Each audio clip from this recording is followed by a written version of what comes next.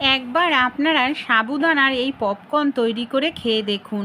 সাবুদানাকে কোনো রকম ভিজাতে লাগবে না, এমনকি পেস্ট করতে লাগবে না। 2 থেকে 3 মিনিটের মধ্যেই তৈরি হয়ে যাবে সাবুদানার পপকর্ন। সাবু আমরা কম বেশি প্রত্যেকেই খেয়ে থাকি বন্ধুরা। আজকে আপনাদের সঙ্গে এমন একটি রেসিপি তৈরি করব, আশা করছি এটা দেখার পর বাচ্চারা আর বাজার থেকে কিনে খেতে চাইবে না। আমি এখানে দেখুন একটি পাত্রের মধ্যে 150 গ্রাম পরিমাণ সাবু নিয়ে নিয়েছি। নর্মাল যে বড় সাবু হয়, এখানে আমি বড় দানার সাবু ব্যবহার করছি। আপনারাও কি করবেন, এই বড় দানার সাবুটাই নেবেন, তাহলে কিন্তু বেশি ভালো লাগে। সবার প্রথমে আমরা কি করব, এই যে সাবুদানাটা নিয়েছি, সাবুদানাটাকে খুব ভালো করে এখানে আমি জল দিয়ে কচলে কচলে 2-3 বার ধুয়ে নেব। এইভাবে ধুয়ে আমাদের পরিষ্কার করে নিতে হবে। আপনারাও এইভাবে ধুয়ে পরিষ্কার করে নিন। তারপর আমরা কি করব, এই যে জলটা আছে, এই জলটাকে আমরা ফেলে দিচ্ছি। এরপর আমাদের আর একটা কাজ করতে হবে। এখানে দেখুন, আমাদের সাবুটাকে ভিজিয়ে রাখার কোনো প্রয়োজন পড়বে না, কিংবা সাবুটাকে এখানে আমাদের পেস্ট করারও কোনো রকম প্রয়োজন নেই। যেটা আমরা করব, এখানে আমরা নিয়ে নেব একটি প্রেসার কুকার। আমাদের প্রত্যেকের বাড়িতেই প্রেসার কুকার থাকেই বন্ধুরা। প্রেসার কুকারের মধ্যে এখানে আমি ধুয়ে নেওয়া সাবুদানাগুলোকে দিয়ে দিলাম। এখানে আমি যে বাটি মেপে সাবুদানা নিয়েছি, হাফ বাটি, সেই হাফ বাটি মেপেই জল দেব। মানে 150 গ্রাম সাবুদানার মধ্যে এখানে আমাদের 150 গ্রাম পরিমাণে জল দিতে হবে। জল কিন্তু আমাদের বেশি দেওয়া যাবে না, জলের মাপটা অবশ্যই আপনারা ঠিক রাখবেন। এবার আমি কি করব, আর অন্য কিচ্ছু ব্যবহার করব না। এবার প্রেসার কুকারটাকে আমি ঢাকনাটা বন্ধ করে দিলাম। এবার প্রেসার কুকারটাকে গ্যাসের ওপর রেখে আমরা শুধু একটি সিটি দিয়ে নেব। একটি সিটি দেওয়ার পর যখন নর্মালভাবে ঢাকনাটা খোলা যাবে, তখনই আমরা খুলব। এখানে দেখুন সাবুদানাটা আমার রেডি হয়ে গেছে, দেখতে পাচ্ছেন। এবার চলুন সাবুদানাটাকে আমি একটি পাত্রের মধ্যে তুলে আপনাদের দেখাই। আমাদের সাবুদানাটাকে এইভাবেই কিন্তু রেডি করে নিতে হবে। এইভাবে একবার যদি আপনারা তৈরি করেন, কোনো রকম ঝামেলা লাগে না, কোনো কিচ্ছু করতে লাগে না, খুব ঝটপট তৈরি হয়ে যায় অসাধারণ একটি খাবার। পুরো সাবুদানাটাকে এখানে আমি এইভাবে ঢেলে নিয়েছি। এবার আমরা কি করব, এই সাবুদানার মধ্যে আপনারা যে মশলা খেতে পছন্দ করেন সেই মশলা দিয়ে দেবেন।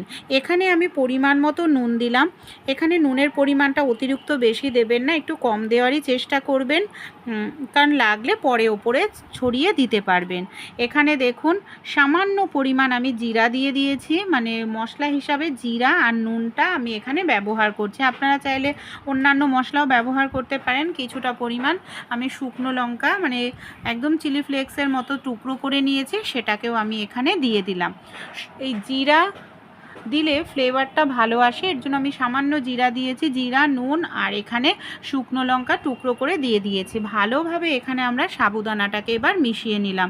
সাবুদানাটা কিন্তু এখানে আমার দেখুন পুরোপুরি রেডি হয়ে গেছে। এবার আমরা কি করব, একটি থালা নিয়ে নিয়েছি। থালার মধ্যে এখানে আমি সামান্য পরিমাণ একটু তেল লাগিয়ে নিলাম। এইভাবেও আপনারা থালার মধ্যে সামান্য একটু পরিমাণ তেল ভালো করে লাগিয়ে নিন।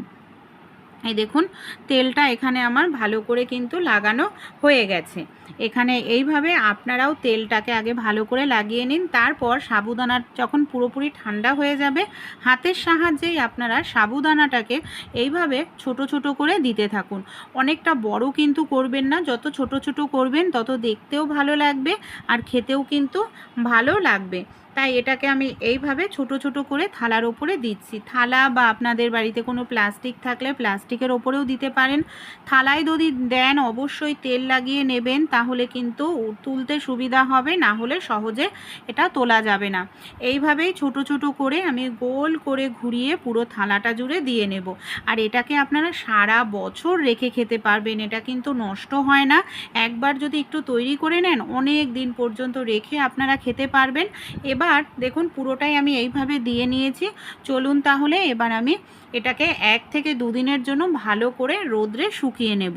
এইভাবে রোদ্রে শুকিয়ে আপনারা সারা বছর কৌটোর মধ্যে ভরে রেখে দিন। দেখুন একদম শুকনো হয়ে গেছে আর দেখতেও কতটা সুন্দর লোভনীয় হয়েছে। এইভাবে দেখুন আমি থালার যেহেতু তেল লাগিয়ে নিয়েছিলাম, তাই সহজেই কিন্তু এটাকে তুলে ফেলতে পারলাম। না হলে কিন্তু এটা সহজে তোলা যেত না, তুলতে আমাদের অসুবিধা হতো, কারণ যেহেতু সাবুদানা দিয়ে তৈরি করা, তাই থালার মধ্যে এটা কিন্তু আটকে ধরতো।